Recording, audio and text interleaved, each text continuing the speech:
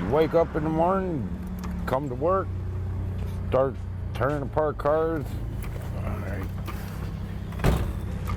We got tons of cars. I've been doing it 30 plus years. Just like doing it. I'm really good at it. Pulling parts and naming prices and making sure we got the car. That's the big thing. But we usually do. Takes a lot of tools though. Tons. Every morning, man, I come in, start my day, I pop this sucker up, I check my oil. Make sure everything's good to go. And then I normally fuel up about every 2-3 days, depending on how much I run it. And then my fuel water separator, I'll just give it a quick check. Typically every day. I'd say I spend a good 3/4 of my day in here. I've worked a lot of other jobs, being a diesel mechanic and an automotive mechanic, pretty much all my life. But this one here, I'll tell you, man, it's home away from home for me. And I always say, if my hands ain't dirty by the time I get home, I didn't put in a hard day's worth of work. I mean, if you've never been out here, a lot of people that come out here, they'll do car hopping. You know, 'cause you never know what you're gonna find. It's definitely unique, and it's an experience. Well, it kind of goes like this. It's kind of like you kind of estimate it at what you think you want to get for it, and then it stays like that. And we try to give people nice deals so they'll come back. And we always try to make sure the part is good. It's basically by memory. I mean, we got one little thing that'll tell us what fits what, but most of the parts by memory. Oh, I do. I remember makes, models, years. I find them enjoyable. I remember everything. When you tell me, I usually remember. Oh, 2, right here. Yeah, there it is. There we go. This pretty black one right here, Dylan. I had a teacher that made me remember everything. Shaky, I'll tell you, he's been the brains of the yard, more than the computer can do, because he knows what's going to fit what, and what year to what year is going to fit. He knows what we have in this yard, what we don't have. So when someone calls on the phone, let's say, you know, I need a 3.5 or a 2.7. You know, he's going to say, yeah, I've got so many of these good motors, I can fire up, let you hear run. Shaky's been doing this all his life. I mean, that's all Shaky knows, is automotive. We've had several people come in here, you know, saying, oh, well, I can do this. I've been a parts puller for so long, and I've been a mechanic for so long. Well, they come out here into the field, and they don't last nothing but a day, a half day, or sometimes 2 days. Because every day is not the same out here. I can get motors out 10 minutes to 19 minutes. Move this Roadmaster over a little bit. All right. Got some room, right? Yeah. Right now, I'm kind of looking for a Buick LeSabre with an aluminum control arm. Here, Dylan, I got a 2000. Let's pick this one up and see what this looks like.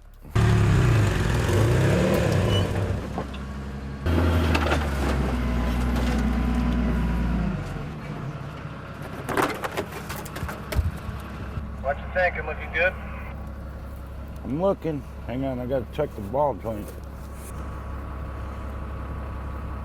No, we'll go to another. This got quite a bit of movement. I don't know. I want to make sure I get him a good one. Put this one down. Here we go, Dylan. Try this one, this 05. To me, these cars are like a big game. It's hide and go seek. Find the part you need and just pull it off, you know. Make sure it looks good. Here, Dylan, lift this one straight up. Let me see what this looks like. The newer they get, the little more complicated to get, but after looking up so many parts for so long, you just tend to remember them. We'll go with this one, I think, Dylan. This is a gamble, Dylan. We got to see. We'll see what this looks like. Usually got a lock pin. See how that lock pin is? That holds a bolt. Makes it a little more efficient. You can cut them off with a torch if you wanted, but it'd be better not to. For people that didn't have no experience on pulling parts, I would suggest probably, if they'd like to learn, to get on a YouTube video or something, because it would help them, because some of these cars are really getting complicated. This one's going to be a little tougher. I got to cut this bolt real quick. Thank you.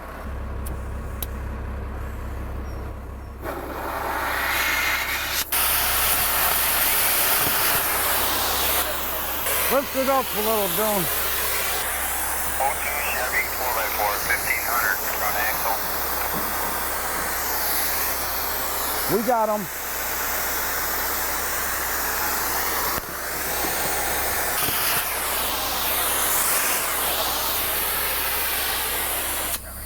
Just like that. Now we gotta see if the part's any good.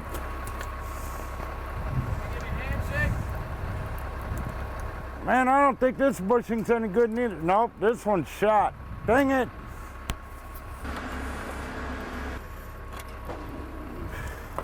Ain't no good.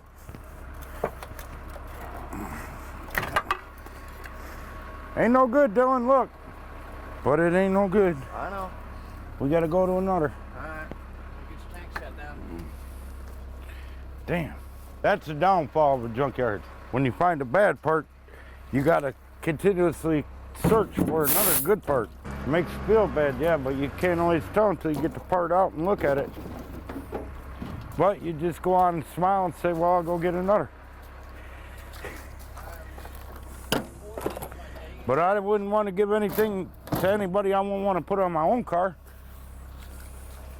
We gotta go find another one, because the part ain't no good. What do you want me to do, Dylan? Back up? Or, yeah, we better back up, I think. Yeah, all right, let me see what that is. Nope, steel control arm. Got one up in the air right there. That's aluminum control.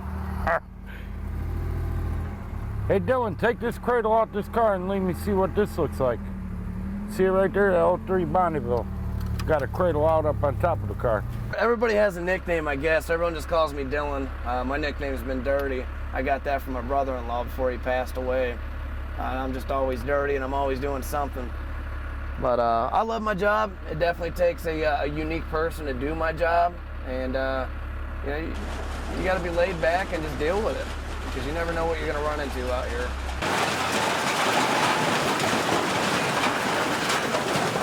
I love the freedom. I love being outside.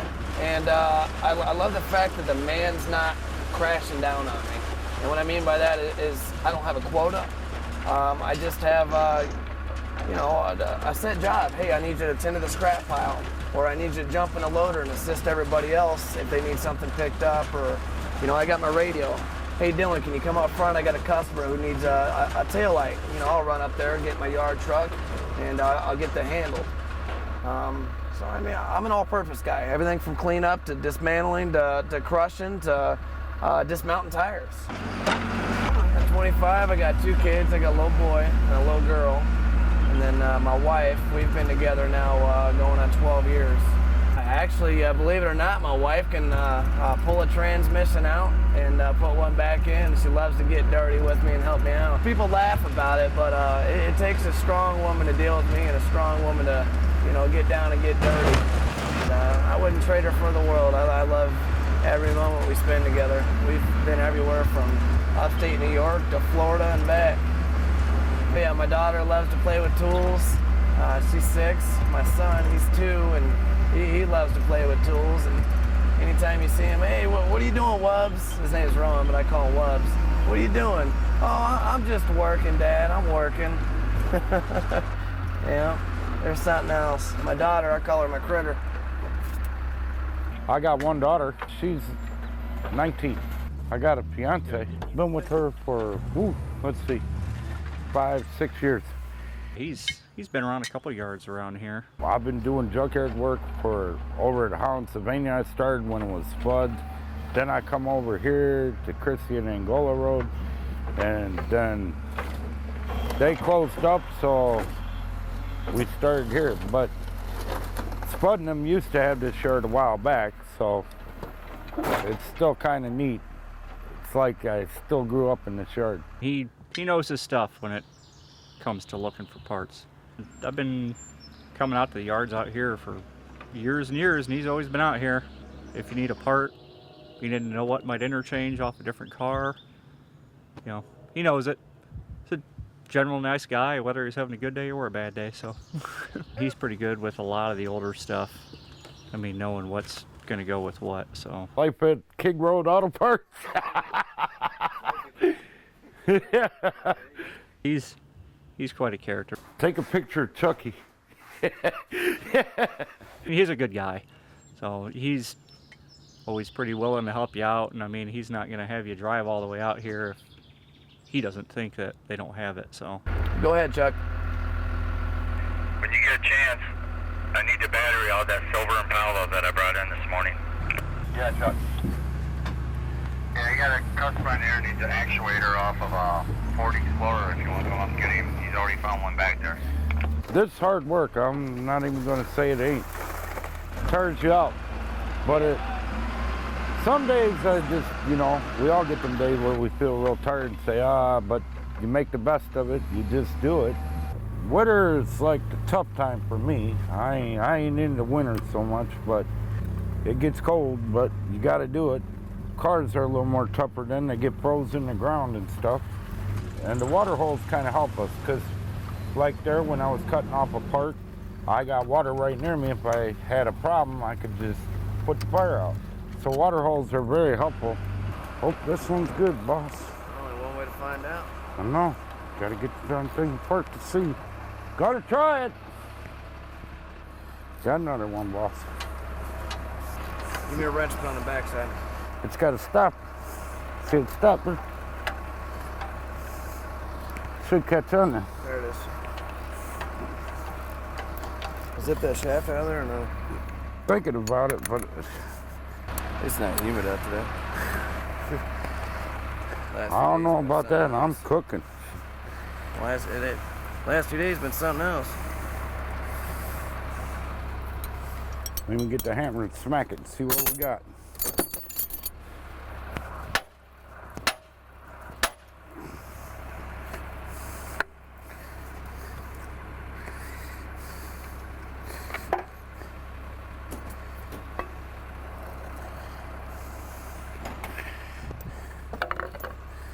We got a winner. Nice. Hey, your socket's back in the top rack. What kind of car just come out of? 2,000 up Bonneville. Then how you do it, get the customer their part, get up front as fast as you can, and go get the next. Alright, we're all done with that lower. What's the even deal? So anyhow, I do everything from processing. What I mean by processing is we get cars in either from auction or by private people. Anyone off the street to bring them in. So we'll bring them here into the circle. We'll drain the fluid out of the radiator. We'll go ahead and pull the radiator, and we'll get the batteries out of them. And that's after we go ahead and let them run, make sure we got a good motor, and we'll do a quick zip around and make sure we got a good transmission. My job, what I do is I tend to my scrap pile back here. And make sure what scrap we do get coming in is mostly metal. I won't take anything with lots of foam in it. I won't take wheels with tires on them. And I just do a little bit of all-around cleanup. Back here is where we do our crushing. And what we'll have is we'll have 4 cars high to a stack. And how we crush is we'll lift them up after we get the VIN number off, the make, the model, the VIN number. We'll take the radiator condenser out of them. We'll make sure we don't have any aluminum wheels or any aluminum inside. If we got aluminum luggage racks on top, I'll pop those off with the loader. And we'll strip the gas tanks. So after I pull my gas tanks out, if it's bad fuel, I got a red barrel over here for my bad fuel. And if it's good fuel, you know, we use that for our yard vehicles. Come back here, sit the pile back, make sure the people coming in bringing scrap like this can get in. Yeah, I get the destructive end. I love it. I'll take a junk vehicle like this, scoop it up, and I'll use this to push my scrap pile up. We got over 260 stacks of vehicles. Like I said, that's 4 high. We got them all back here. And then what I'll do is I'll take my roller wrap, and I'll wrap the bundle up, and sure nothing's gonna go ahead and come off there. So when it goes down to the shredder, nothing falls off. Me, I'm all over the yard. You know, sometimes I stand in the mud and the muck. You know, while I have something lifted up overhead. The cold, you just got to dress warm. The heat, stay hydrated, and you know, you just kind of got to let it not bother you. These vehicles here on their side, Blondie, he'll come back here with a torch, and what he'll do is he'll cut the cross members of the cradles out and drop the engines, and he'll take the gas tanks out. From there, he'll take the vehicles and put them on my stack here to be ready to be crushed. You said it was a 2.7, right? Yeah. All right. All right, we all got to ride in here now. Now we're on the hook. We keep a pretty good stock of old stuff in here, so that's what's good about it, because a lot of these cars you can't get parts for anymore, or they're getting harder to find parts for anymore. Somebody up in a circle to help Warren load a trans.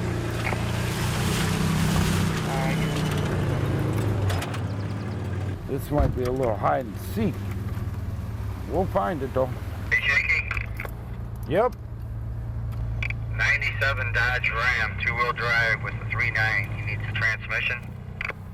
97 Dodge Ram, 3.9 transmission, okay. And it's 2-wheel drive, correct? Yeah. We got him. Tell him bring his old one so I can match up the electrical and make sure he don't have no problems. Now you know that's a V6. Yeah, we got him. Hey Dylan, go grab me another 18-volt battery, will ya? Off my charger. I don't know how much life I got left in my one. Yeah, give me just a second, Chick. I gotta hook up this engine for Bonnie real quick. This is all where the vans and truck mainly go, but we kind of spread them out because we're getting so many of them. But we hate to throw them away because there's always good parts on them. I'll go ahead and get it for him for 75, that twin cam motor, remember? Man, what's going on with this? Here comes something. Here comes something. Man, it never goes easy. I can get motors out 10 minutes to 19 minutes. Perfect. You want to take it over by my truck? Be a little better. Yes, sir. He'll have to hang on a minute. Come on, Dylan. Bring it up here.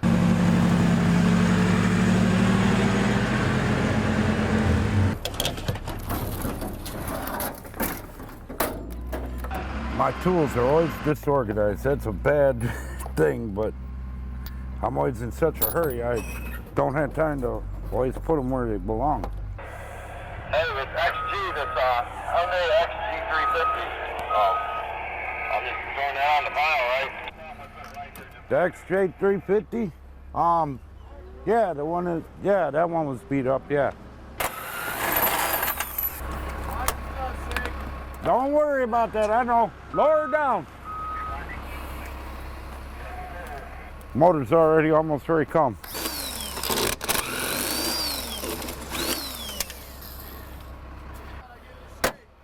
Give it a little shake. You ain't got to shake it. It's there.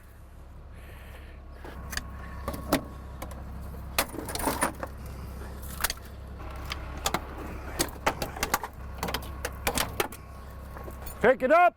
It's over. Now what I like doing is having my own portable little thing here called a motor knotter. Tie that one over there.